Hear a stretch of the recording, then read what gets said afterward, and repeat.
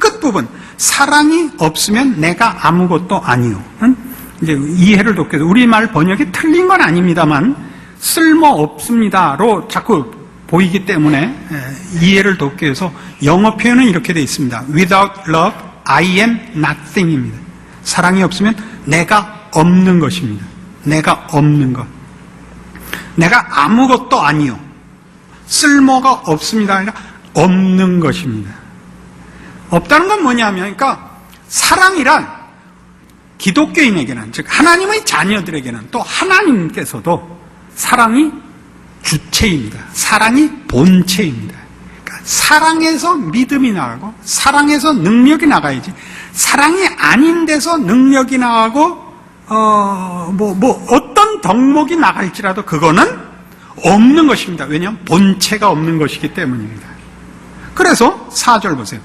사랑은 어떤 것이냐? 이제 이해를 해야 돼요. 사랑은 오래 참고 온유하고 투기하는 자가 되지 않고 자랑하지 않고 교만하지 않고 무례 행치 않고 자기의 유익을 구치 않고 성내지 아니하고 악한 것을 생각지 않고 불의를 기뻐하지 아니하고 진리와 함께 기뻐하고 모든 것을 참고 믿고 바라며 견딥니다. 하나님이 꼭 이렇게 하시지 않았습니까? 어때요? 과연 그렇잖아요. 하나님이 꼭 이렇게 하셨죠. 안 믿어진다고요? 로마서 3장.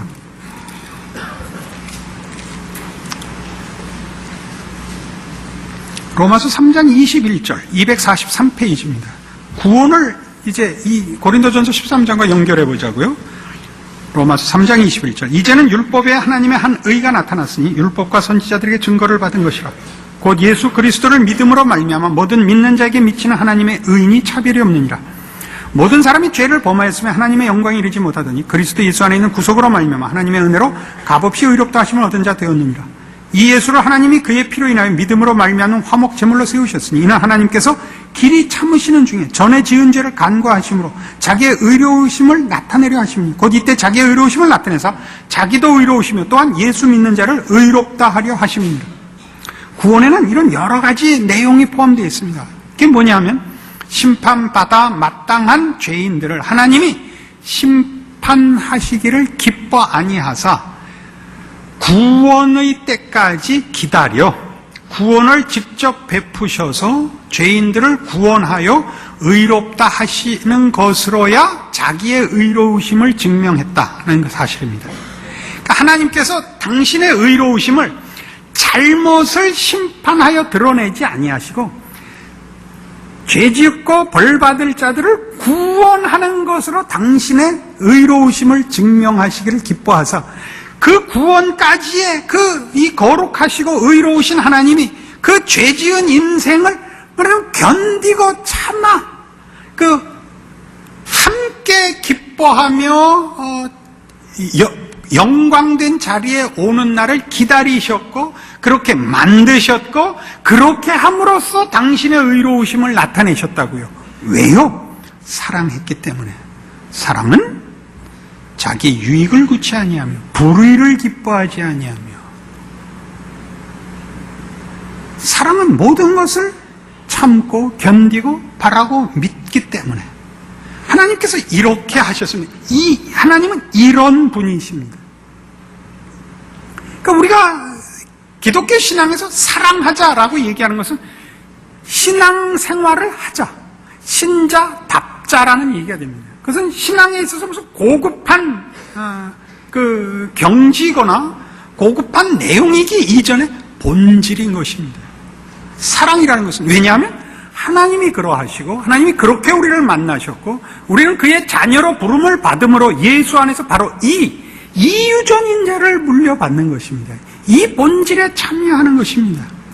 그래서 심판도 이렇게 되어 있어요. 마태복음 25장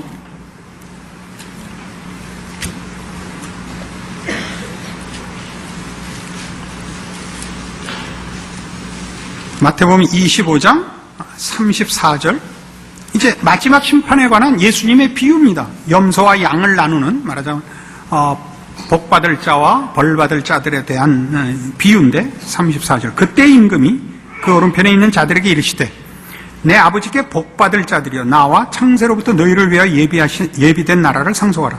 내가 줄일 때 너희가 먹을 것을 주었고 목마를 때 마시게 하였고 나그네 되었을 때 영접하였고 벗었을 때 옷을 입혔고 병들었을 때 돌아보았고 옥에 갇혔을 때 와서 보았느니라. 이에 의인들이 대답하여 가로되 주여 우리가 어느 때 주의 줄이신 것을 보고 공개하였으며 목마르신 것을 보고 마시게 하였나이까?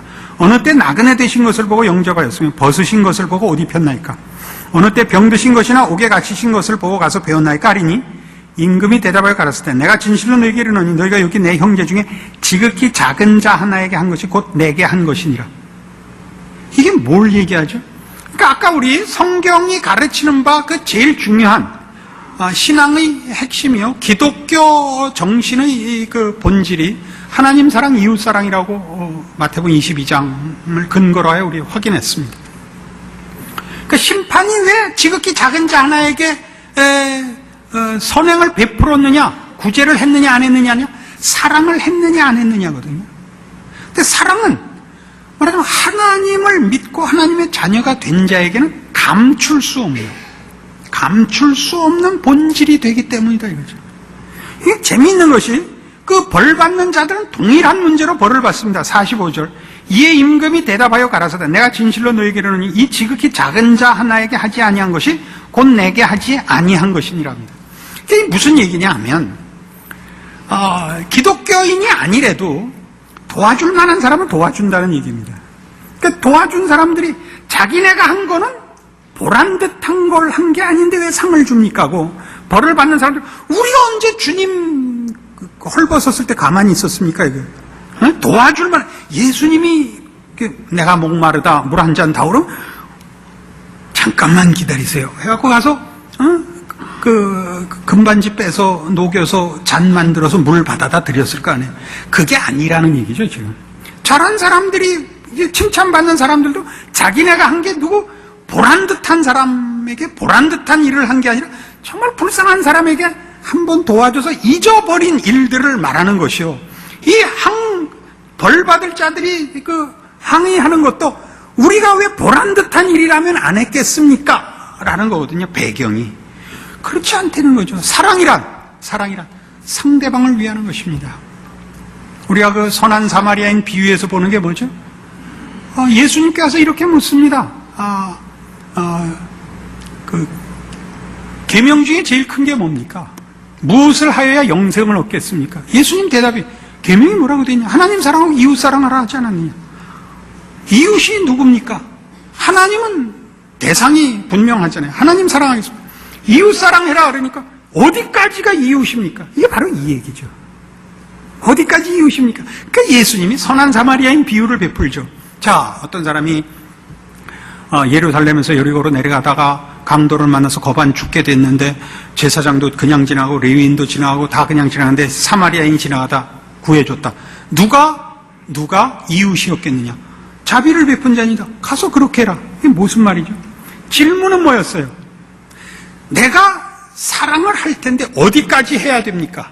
라고 물어본 거거든요. 대상을, 범위를 정해달라는 거였는데 예수님의 비유는 답이 어떻게 나왔어요?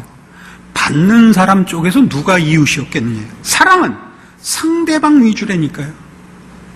그러니까 우리가 신앙생활을 하면서 자기 자신에 대해서나 믿음의 그 이웃들 앞에 우리가 무슨 큰 실수를 하느냐 하면 우리의 신앙은 바로 이 사랑이라는 본체를 놓치고 말하자면 점검되곤 해서 문제가 되죠. 신앙생활은 이렇게 해야 된다, 저렇게 해야 된다라는 것은 그렇게 간단한 문제가 아닙니다. 제일 중요한 것은 오래 기다려줘야 된다는 사실입니다. 오래 기다려줘야 됩니다. 그 조그만 일을 잘했다 그래야 됩니다.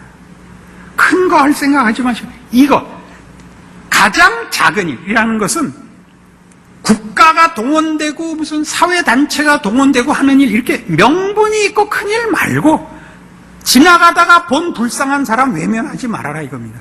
언젠가 우리 그런 거 했었는데요. 그 신앙상의 구체적인 규범을 정해 주십시오. 누가 그따위 쓸데없는 질문을 해서 식기도는 5,000원 이상이 돼야 한다. 뭐 그런 규례를 정한 적이 있습니다. 길 가다가 육교에 누가 불쌍한 사람이 엎드렸다. 어떻게 하냐? 주머니에 손 넣어서 있는 동전 줘라. 그거예요. 그 신문에 칼럼을 써서 이 나라의 사회복지 정책이 이 정도에 이따위로 하지 말고, 그거는 그 일 맡은 책임자들이 하고, 여러분은 어떻게 한대요? 근데 주머니에 잔돈 있으면 주고 지갑까지 꺼내서 주시지 않아도 된다 이게. 알아들어요? 그걸 신앙에다 그대로 갖다 접목하라고요. 우리가 오늘날 어느 시대나 그랬습니다마는 기독교 신앙을 논하면서 왜 서로 친하지 않냐 하면 서로 비판적이기 때문입니다. 서로 위로하고 격려해야 되는 걸 놓치고 상대방을 따뜻하게 봐야 되는 걸 놓치고 있습니다. 무엇부터 하죠? 뭐 좀 잘하면 더 잘하기를, 더 높은 것으로 비평해서 자존심 상하지 않는 싸움만 서로 하기 때문에 믿는 사람 만나는 게 제일 무서운 겁니다. 길 가다가 여러분 해외여행 하다가 공항에서 누구 만나는 게 좋아요? 한국 사람 만나는 거 무섭고 그 중에도 같은 교인 만나는 게 제일 무섭죠. 왜? 이제부터 죄를 잠깐 져야 되니까? 물론 그것도 있습니다만 어떻게 해야 되는지를 모르는, 불편해요. 불편하다고. 할아버지와 손주가 만나는데 불편한 거 있겠어요? 그 무서운 돈 꼴레온의 마론 브란도도 손주랑 놀다가 돌아가시잖아요. 대부도 못 봤단 말이에요.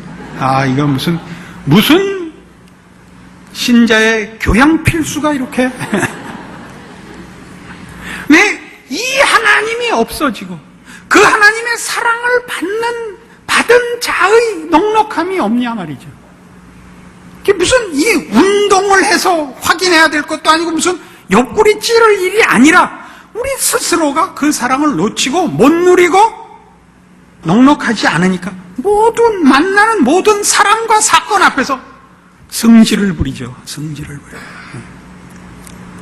예전에 제가 홍정길 목사님 모시고 있을 때 이제 이렇게 댕댕거릴 때 그때만 해도 제가 옳다 그르다 위주였거든요. 진리 위주니까 어떻게 예수 믿는 사람이 살이 찔 수 있어?